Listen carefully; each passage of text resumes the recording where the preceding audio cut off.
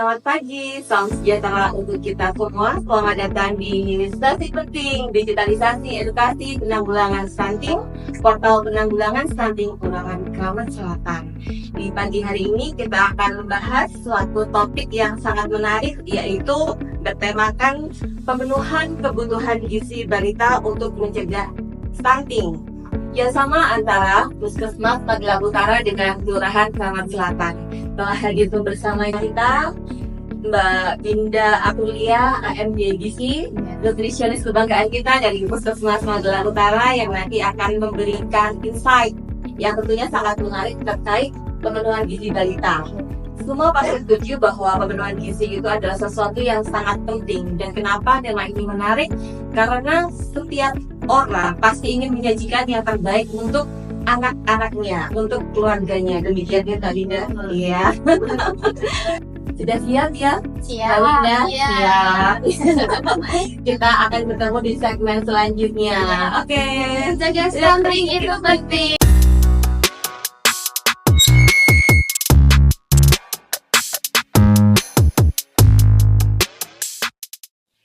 Oke, begini Mbak Winda, saya sering mendengar tentang 1000 hari pertama kehidupan bayi. Bisa minta tolong dijelaskan kepada kami dan juga pemirsa semuanya tentang hal tersebut, bagaimana kita bisa mengoptimalkan pemberian asupan gizi pada 1000 hari pertama kehidupan. Ya, sebelumnya untuk 1000 hari pertama kehidupan itu dimulainya dari sejak dalam kandungan ya Mbak. Ya, dalam kandungan, setelah itu sampai usia balita 2 tahun. Oke, 2 tahun. Dalam masa itu biasanya kita sebutnya periode emas. Kenapa periode emas? Karena pertumbuhan otak balita pada masa itu merupakan pertumbuhan yang sangat pesat. Jadi diharapkan pada 1000 hari pertama kehidupan itu asupan gizi yang ada pada balita itu semaksimal mungkin diberikan oleh ibu balita tersebut. Gitu, baik. Jadi karena 1000 hari pertama ini sangat penting, maka kita sebagai orang tua harus memberikan dukungan kebutuhan asupan gizi yang sebaik-baiknya agar bayi itu bisa tumbuh dengan optimal. Iya, betul. Oke, terima kasih sekali Mbak Dinda.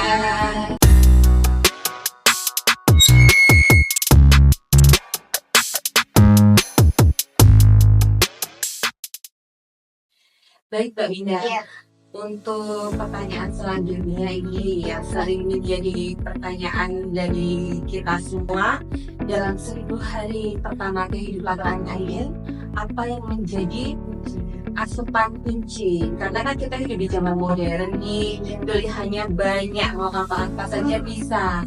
Nah, apa komposisi asupan kunci yang terbaik yang harus kita berikan kepada anak kita? Untuk 4 kunci ya Mbak, 4 kunci dalam 1000 hari pertama kehidupan itu kita biasanya mulai dari sejak bayinya lahir. Nah, sejak bayi lahir itu kita langsung berikan inisiasi menyusui atau sering disebut dengan IMD. Nah, itu dengan cara pelekatan dari bayi ke ibu balita. Seperti itu. Terus habis itu yang paling penting itu ASI Mbak. ASI eksklusif selama 6 bulan tanpa tambahan makanan apapun. Setelah itu ASI masih dilanjutkan sampai usia 2 tahun. Setelah 6 bulan itu nanti akan ada makanan pendamping ASI.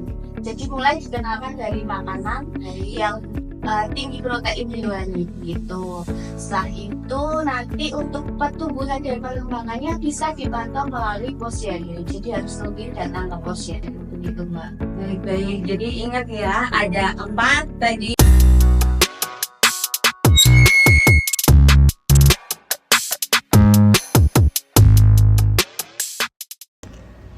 Baik Mbak Winda, apabila nih dalam 1000 hari pertama ternyata orang tua itu tidak konsen untuk memberikan asupan kunci ke anak, tidak melaksanakan 4 hal yang tadi disampaikan oleh Mbak Winda, itu apa yang akan terjadi pada anak-anak kita?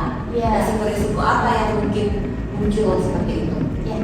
Kalau untuk resiko sendiri itu biasanya nanti anak pertumbuhannya akan terganggu. Yang sering kita sebut dengan stunting itu. Stunting sendiri itu kan definisinya adalah gangguan pertumbuhan dan perkembangan anak yang ditandai dengan tinggi badan atau panjang badan itu di bawah min 2 standar deviasi menurut kurva WHO, pertumbuhan WHO. karena balita tersebut mengalami kekurangan gizi kronis. Jadi dalam waktu lama itu dimulai dari dalam kandungan tersebut sampai 1000 hari pertama itu. Jadi nanti pertumbuhan otaknya juga terganggu, untuk aktivitas belajarnya juga terganggu, untuk tinggi badannya dengan teman seusianya juga kurang, tidak sesuai gitu Mbak. Oke, jadi sayang sekali Jadi ketika gampang terkena penyakit juga bisa. baik. Resikonya banyak sekali. Iya, karena sifatnya itu irreversible.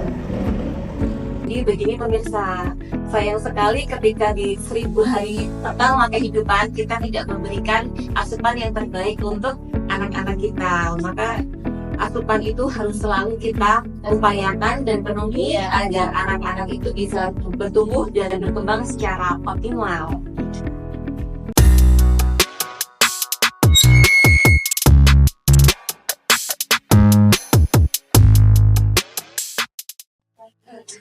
Selamat datang kembali Mbak Wida. Untuk pertanyaan selanjutnya, tadi sudah dijelaskan terkait 4 asupan kunci ya. Iya. Kemudian untuk isi dirinya sendiri, apakah ada komposisi tertentu yang harus kita pedomani agar kita bisa memberikan asupan yang terbaik untuk anak-anak kita? Kalau untuk isi piringku itu sebenarnya untuk balita komposisinya ke protein hewani Mbak. Proteinnya banyak ya? Ya banyak, karena ada protein nabati, protein hewani. Dalam upaya pencegahan stunting ini kita fokusnya ke protein hewani. Dalam satu piring itu tetap harus ada komposisi makanannya lengkap. Ada makanan pokok, ada lauk pauk, buah-buahan sama sayuran. Walaupun untuk pencegahan stunting itu kita fokusnya ke protein hewani. Gitu. Nah untuk makanan pokok itu biasanya dari karbohidrat Mbak. Jadi karbohidrat itu nggak harus nasi, bisa dengan kentang. Misalkan ada keluhan itu ibu, anak saya nggak mau makan nasi Mbak, gitu. Padahal makan kentangnya banyak. Ada itu juga sama-sama karbohidrat. Jadi ibunya juga harus variatif dan inovasi dalam pembuatan MPASI, dalam pembuatan makanan, dan itu harus kreatif mungkin. Sekarang kan banyak juga contoh-contoh makanan MPASI yang menarik dari tampilannya. Bento-bento itu ya. Jadi ketika anak lihat wow, suka nggak yang biasa, jadi kita anaknya nggak mau makan gitu kan ya. Kalau bento-bento gitu, terus lauk pauk itu ada lauk pauk hewani sama nabati. Kalau protein hewani kan biasanya telur itu sudah bagus omega 3, sama ada ikan, ada daging merah, hati ayam. Ikannya nggak harus sama biasanya Mbak, anak balita biar nggak stunting harus makan salmon ya? Enggak, ikan yang halus aja yang murah juga bagus. Lele juga bagus. Setelah itu buah-buahannya juga harus tercukupi. Buah-buahan misalnya pisang, boleh, pepaya, jeruk, mangga gitu ya Mbak, sama sayurannya. Sayuran sebagai tambahan serat. Sama untuk usia 6 bulan kan ASI saja. Ini bisa dikenalkan mulai pembuatan MPASI. Jadi harus dengan rekomendasi ibu ya setelah 6 bulan. Jadi terjawab pemirsa, kenapa ketika kita membahas tentang intervensi PMD stunting itu seringnya dapatnya telur, daging ayam. Itu memang dari Mbak Wida tadi selaku nutrisionis juga sudah menyampaikan bahwa untuk pencegahan stunting itu lebih untuk pemberian protein hewani. Tetapi untuk pedoman ya tetap harus memperdomani yang ada di dalam isi piring ini, tidak terus melulu protein hewani semua ya. Cuma bisa ditambahkan protein hewaninya jadi 2 kali lipat. Oke, terima kasih Mbak Wida sekali. Selanjutnya Mbak Wida, mungkin ada closing statement atau ada pesan-pesan untuk kita semua yang penting untuk kita pedomani terkait asupan gizi. Karena cegah stunting itu penting, kita bisa mensikapi dengan ABCD ya teman-teman. ABCD itu A. Aktif minum tablet tambah darah. Aktif minum tablet tambah darah itu semenjak dari remaja. Remaja itu biasanya 1 minggu 1 kali Mbak. Setelah remaja Tapi saya baru tahu. Belum minum ya Mbak. Belum minum. Sekarang kalau kita distribusinya lewat sekolah berprogres sekarang? Iya. Setelah remaja biasanya ibu hamil itu minimal 90 tablet. Jadi sejak dalam kandungan itu harus Saya minum, kalau itu saya minum. 90 enggak, Mbak? Kemarin lupa saya hitung. Oh, iya. Apa tuh diulang lagi? Ulang lagi mau nambah. Terus B, bumi teratur periksa kehamilan minimal 6 kali. 6 kali. Ya. Terus C, cukupi konsumsi protein hewani. Ya, bisa telur, ayam, daging merah, anti ayam itu juga Tidak harus yang mahal, tapi bisa yang mudah dan dari Iya. lokal gitu ya. Betul, yang lokal juga banyak. Terus dia datang ke posyandu setiap bulan. Di posyandu itu kita bisa melakukan cek tumbuh kembang anak dari penimbangan berat badan, tinggi badan, dan imunisasi. Nah, imunisasi kalau di sini kita biasanya langsung ke puskesmas. Ya, puskesmas induk bisa, puskesmas pembantu juga bisa. Kami melayani. Ya. Jadi harus dipantau ya. Iya betul. Terus yang terakhir yaitu E, eksklusif ASI selama 6 bulan tanpa tambahan makanan apapun. Tanpa tambahan makanan apapun Iya. yang bisa. Bersabar, tunggu 6 Bersabar. bulan dulu. Iya.